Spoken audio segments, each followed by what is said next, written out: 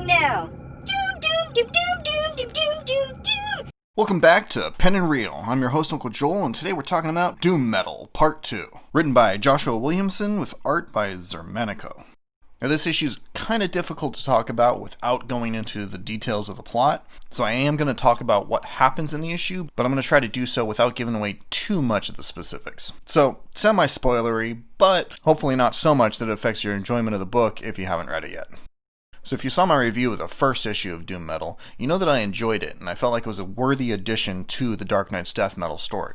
I really appreciate how it ties directly into the main story of the event, but it's also a side story, so it's not bogged down with the continuity of the main event.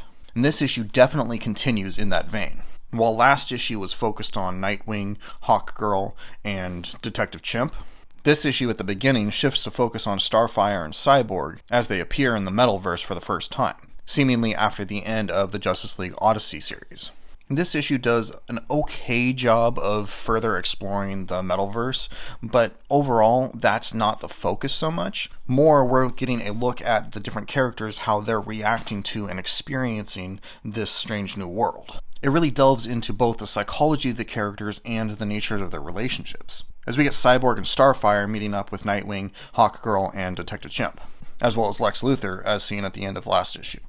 And Joshua Williamson here really plays with the different dynamics between the different characters. So you get to see a strong relationship between Starfire and Cyborg, as well as the different ways that Starfire and Cyborg relate to Nightwing. Now in this issue, Detective Chimp and Hawkgirl largely take a back seat, as the focus is far more on these Titans characters. And so this issue really feels like a reunion of sorts of the Titans, even though it's only 3 of them. You know, DC seems to be kind of in a resurgence at the moment of reestablishing and bringing to the forefront old characters from the past that people love. You know, with the reintroduction of the JSA, with Tim Drake seemingly going back to being Robin, with a lot of different characters going back to their former status quo. And again, here, this seems to be reestablishing the Titans as we know it. You know, it remains to be seen what's going to be done with that in the long term, but it definitely feels like a reunion of the Titans in the making. Now, as I mentioned, this issue is very focused on the psychology of the characters, and it really homes in on that specifically with Nightwing, but also with the other characters as well. You see, as they're traveling across the Metalverse, they wind up coming across the field of Starros. And as you might expect, it starts playing with their minds. And I really like the way that this was executed here, particularly on the art front. The way that you see the world shifting around Nightwing as the Starros are messing with his mind very clearly illustrates that this is the Starros messing with his mind and shifting how he is perceiving things. You know, it felt to me like they were probing his mind and trying to find the best way to lure him into a false sense of security. You know, the themes of this issue very much seem to be the mind and perception and identity, as seen here in these heroes struggling against Starro, as well as in Martian Manhunter's psychic battle with the Batman Hunter. And I can't remember if he's actually called the Batman Hunter, but that's what immediately popped into my head, so I'm rolling with it. Now, this issue is very much more character development, and it's not really focused too strongly on pushing the plot forward. And so from a strictly plot standpoint, I would say it's kind of weak because it doesn't really advance a whole lot. However, it serves to bring these characters together and gives us some very strong character moments and really good character development.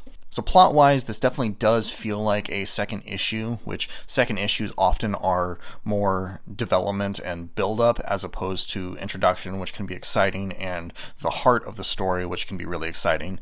And so it does feel quite a bit like a typical second issue in that regard. However, I would say that Joshua Williamson uses that as a strength here, as opposed to how it is often a weakness.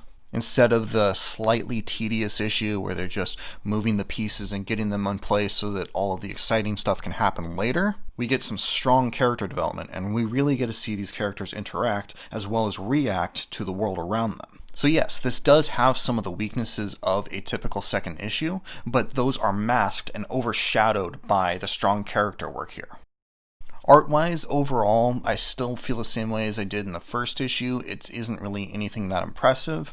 However, this doesn't have those same odd, semi-confusing panels like in the last issue, and it does have some very strong visuals in a couple of points, particularly the image of the field of the Starros. I think that's an excellent illustration. I feel like this artist's strengths may not be so much in the characters themselves, but in the landscape and the backgrounds. Overall, I am very much enjoying Doom Metal, and I'm really looking forward to seeing where it goes in the future. And I'm hoping that this spins off into a proper Titans book after the end of Dark Knight's Death Metal, one that will stick around, stick with these core characters, maybe bringing in some others, but give us a proper Titans book that we've been looking forward to and wanting for years. So yeah, if you like the Titans, or if you've enjoyed Justice League Odyssey, or if you're enjoying the Dark Knight's Death Metal event, I would highly recommend you check out Doom Metal, as seen in Justice League 53, 54, 55, 56, and 57 coming forward. I'm looking forward to this tying back into the main event, and I'm really curious to see how Lex Luthor's interaction with these heroes plays out over the next few issues. But what do you think? Do you want to see a proper Titans book with all of the core Titans from the past? If you've read this issue, are you enjoying Doom Metal thus far? Let me know what you think down in the comments. I'm really curious to hear other opinions. If you could help me out with the typical YouTube stuff, like, share, I'd appreciate it. Be sure to subscribe so you don't miss any of my Dark Knight's Death Metal coverage, as well as other comic book reviews and geek-related content. And come back soon for my next Dark Knight's Death Metal review. And until then, this is Uncle Joel saying, stay tangible.